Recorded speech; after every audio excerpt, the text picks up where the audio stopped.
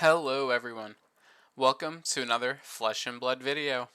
It's about that time we start getting into the deck reviews for the brand new set, but as always, I do a review for an older hero, one of my favorites, first, and that is being Fi.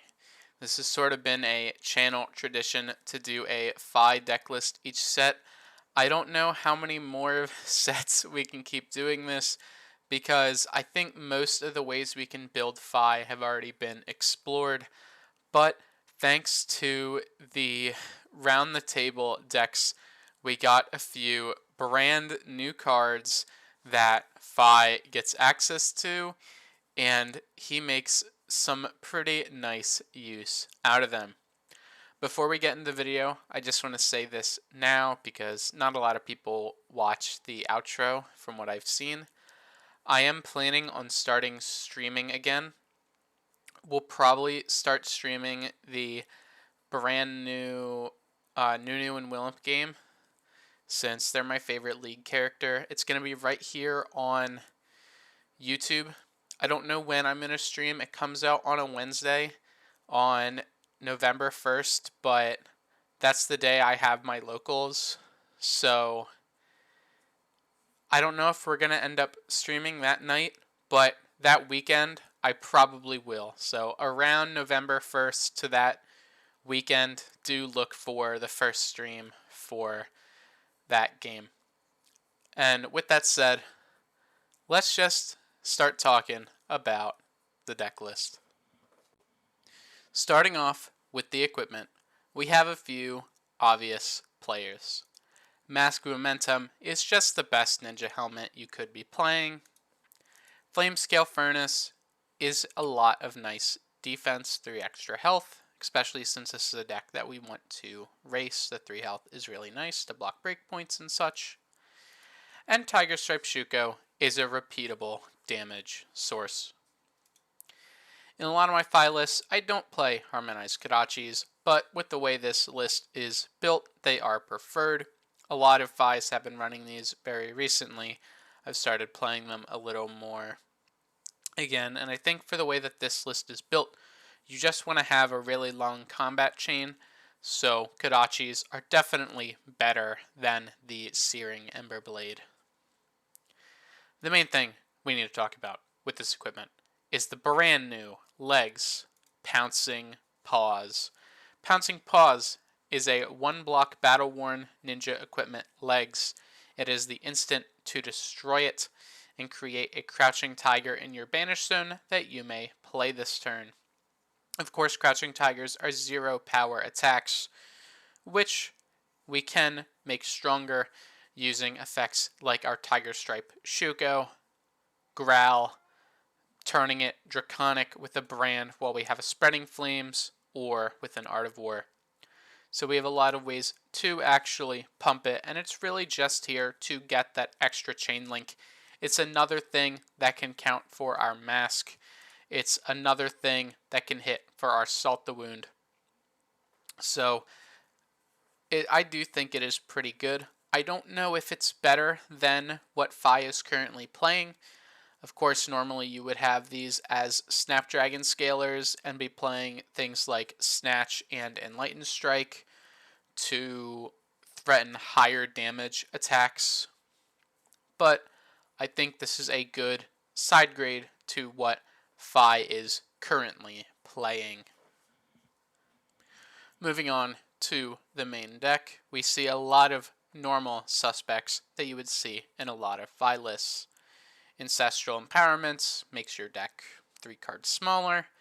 A full set of brands, which has been something that I think every Fi list has been playing recently, since brand is just the best head jab. Blaze Headlong, obviously, this is a 0 for 4, super easy to proc. Lava Vein, it's a head jab. Red and Blue Rising, same as Red and Blue Ronin. I've seen lists not on Blue Ronin, but I think for what this list wants to do, you just want that base go again, and it's nice that this one is Draconic. And then, of course, Spreading Flames, Art of War, Salt the Wound, and Warmonger's Diplomacies. Some more unique cards. This list is a Phoenix form based list, which means we're going to be trying to abuse Phoenix form. This was the original Phi card that I played a ton. Phoenix form, it gets more effects the more Phoenix flames you have on the chain. The one you want to try to shoot for is the 3, obviously, which makes it so when it hits you draw 3 cards. But this card with 2 flames is just a 0 for 5, and that still is super easy to do since the deck is on 3 copies of Flame Call Awakening, which lets you search your deck for a Phoenix Flame, and 3 copies of Inflame, which lets you get another one back from your discard pile. And of course, we are on 3 copies of the Phoenix Flame. We do have one more card in this deck's main board, and that is another card from Round the Table. Growl is a 0-cost red ninja attack. It is 3 power and 2 block. It says, when this attacks, the next Crouching Tiger you play this turn gets +1, and it has base go again. This is just another card from the Round Table decks that can pump up the Crouching Tiger from our Pouncing Paws. I really wanted to try to include Roar of the Tiger and Tiger Swipe in this deck, but I kind of felt that they were a little too clunky, and that if you wanted to play them, you would have to change the deck a lot more. For Tiger Swipe, I think that's the easiest include. Tiger Swipe is a 2 power, 3 block red that if it combos with a Crouching Tiger, it gets +2 go again, and when it hits, you create Crouching Tigers for each Crouching Tiger on the chain. So that could be good to extend the chain a little more, but it's not something with base go again, like pretty much everything else in the deck. The only things that don't are things that can gain go again, like Blaze, Form, and Lava Vein, or Salt the Wound, which is our one true chain ender, since we don't have shoes that can give go again. And Roar the Tiger, I think, would require you to play Predatory Strike, and Predatory Strike I don't think is the strongest card we could be playing. I'd rather be playing things like the Phoenix Form and the Inflame and have that more consistent Draconic idea. As well as this is a red, so it does start our Blaze Headlong, and our Inflame and our Flame Call Awakening. So it's just another nice red attack. If you'll notice, this main board is only 57 cards, which means every game we will be having to bring in 1 card from our sideboard. So let's go down and look at our inventory. The main card we'll bring in every game changes, I guess, depending on the matchup. As you can see, we have 4 different 3 of reds here because they come in a bunch of different matchups. A lot of the time, you'll mainly bring in the Razor Reflex. This is good in your race matchups that aren't Ranger because you don't need to destroy their arsenal as much. Although, against some matchups, I would suppose Breaking Point would be really good as well. There are just some decks that Razor definitely beats though, especially in those late game situations. Holding up a Razor Reflex can force your opponent to overblock and put them in a very bad spot. As well as Razor Reflex can pump things like our Phoenix Form, so we can get that extremely strong hit effect at 3 Phoenix Flames. Sink Below is a nice defensive option. Personally, I don't really like Reinforce the Line because we actually have to spend a card. Of course, into a matchup like Bravo, their Crippling Crushes will still crush us if all we do is Sink and 3 block, but all of the other cards that they do play, all of the other crush effects are weaker than 11, mainly Starstruck at 10, a Sink Below from Arsenal, as well as a 3 block card from our hand can cover that up and let us play a 3 card hand pretty well. So 3 Sink Below for those types of matchups, as well as some cards in the deck will end up getting cut versus certain matchups, such as whenever we need Arcane Barrier. We are only on AB1 with the Tide Flippers, but since you're cutting the Pouncing Paws, you could consider cutting the Growls in those same situations and bringing in energy potions. The last two main cards in the sideboard that we need to talk about are the Breaking Point and the Command and Conquer. Starting with the Command and Conquer. As I say in every video, if you don't have CNC, just play another CNC adjacent card. Luckily, Phi has a card that can sort of cover CNC naturally in Breaking Point, where it's another effect that can destroy Arsenal. If you don't own Command and Conquers, Humble is the best replacement, since this card is primarily a popper versus Dromai, but also has its utilities versus Ranger. Consider Humble, which, even though we won't have Lexi for that much longer, still a pretty good card into Lexi, as well as could be fairly strong into Azalea, which is a pretty bad matchup for this deck, as is most aggressive decks that aren't Lexi. I guess that champ is just too good, as well as Command and Conquer just being, and as well as all of the other 2-for-6s being poppers into Dromai.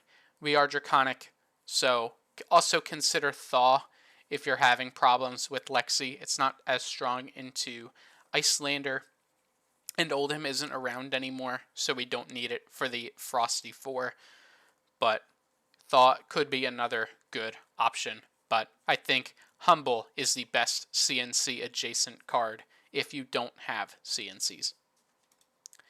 The last card, Breaking Point. This is another card that I was really high on originally, and I'm glad to see that a lot of other Phi players have come back to this card. It is a 1-for-5 with 3 block. If it is the 4th chain link or higher, it gains when it hits destroy all cards in their arsenal. Really, really strong, really good versus some aggro matchups that depend a little more on an arsenal. Really good into Rangers, of course, since they can be a pretty bad matchup. And as well, just another decent chain ender that can coincide with the Salt the Wound. The last two cards in the sideboard being Tunic, which will come in when we don't need the block on our Flamescale Furnace, and Mask of the Pouncing Lynx, which will come in versus matchups that we just need to one-shot them with a really good Phoenix form turn. Since we're not on Lava Burst, our real only targets are Inflame, which is just getting an extra flame, or I guess you could search for a Phoenix Flame, and Salt the Wound, which is our primary chain ender, and will probably be the primary target for the Mask of the Pouncing Lynx. Finally, before I do my normal outro things, just want to talk a little bit about this deck's strategy, since I think a lot of Phi players haven't really played full Draconic Phi before, since after a little while, after the Belittle ban primarily, we did see an uptick in just the standard Phi we see today with the Kodachis, as well as the Snatches and Enlightened Strikes, which obviously this deck is not on, Snatch It and Enlightened Strike. The main idea of this deck is to try and have an extremely long chain link, sort of force your opponent to spend most of their cards stopping your Mask Momentum. This deck has a very high Mask Momentum trigger rate, since you are throwing out so many attacks. Many of your attacks are 2. Flamescale Awakening, Inflame, attacks like that. Double Strike was a card for consideration. However, I really just couldn't find the room. If you really want to play Double Strike, since I do think it is an extremely strong card in this deck, consider going down on Growl. I think Growl is a strong card, but it does fit a sort of similar role to the Double Strike. Growl pumps your Crouching Tiger, allowing it to be an easier throw-in to the combat chain, but Double Strike is always that 2 combat chain effect. So it's more damage from the growl versus the consistency of the Double Strike. Like I said, personally, I do like the growl a little more, but you can play the Double Strike if you so wanted to. The main thing we're going to be looking to do in this deck, other than do normal fight things, land huge pump turns with the Spreading Flame or an Art of War, sometimes multiples of each, is try to set up our long combat chain for our Salta wounds, or try to set up multiple Phoenix Flame scenarios for our Phoenix form. Generally, our main comeback is trying to land a 3 Phoenix form, sometimes against matchups that aren't bringing in effects that can threaten our arsenal. We can just leave a Phoenix form in our arsenal for those turns that we do get that 2 or 3 flame, and it is fairly easy to get a 2 flame since we are on 6 effects that get us a bonus flame. It's really just trying to find that second effect in one turn, and if you do get that triple Phoenix form that has to be blocked or pretty much your opponent loses. Every card in the deck is an extremely strong draw to get off a Phoenix form. Flame Call is another bonus attack that really, I guess, doesn't do all too much, but it is a strong arsenal after, so you can set up by pitching a flame next turn to set up another high turn, since after 3 flames are in your yard, you kind of do want to end up pitching one if you have Flame Call Awakening still in your deck so you can tutor it. Spreading Flames can extend the power the rest of the turn, as well as Art of War can see more cards, same as Ancestral. All of the other attacks are just strong attacks to get. Inflame is slightly worse since, again, you have all 3 of these on the chain already. So, I guess you could end the chain, but it does kind of hurt your Spreading Flames. And then Warmongers would really just be a pitch after that. So bar like 3 cards, everything in the deck's a perfect draw off of Phoenix form. With all that said, I want to thank you all for watching the video. I hope you enjoyed. I don't know what new hero we're going to start with. Max has definitely been the one I've liked the most, so we'll probably start out by looking at Max next week.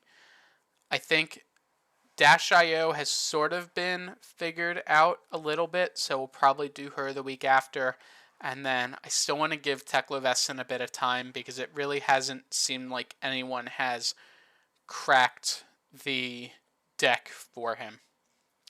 So I'll see you all in the next one, and I hope that you have, or had, depending on when you're watching this, a good day.